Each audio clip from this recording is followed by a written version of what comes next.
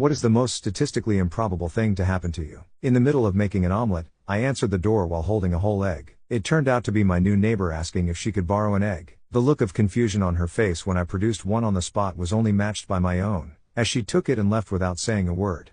It was super weird. I found a random orange on the street while walking to school. I picked it up and tossed it down a driveway and it landed right up against a car's back tire.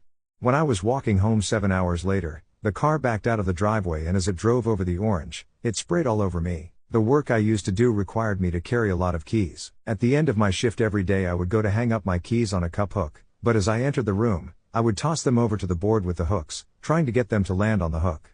And every day the keys would miss and fall to the floor. I would retrieve them and hang them and sit and do my paperwork. One day, at the end of my shift, I was a bit later than usual and the supervisors were in the room. Again I tossed my keys and they hooked. All of the supervisors were stunned, but my direct supervisor said, "I bet you could never do that again."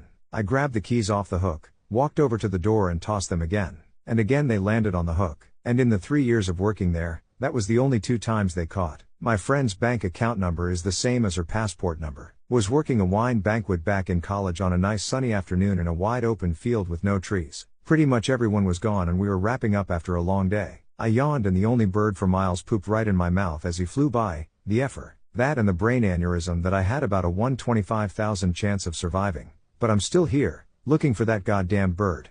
I've been saving a bottle of X-Lax just for him. Caw caw mother ducker.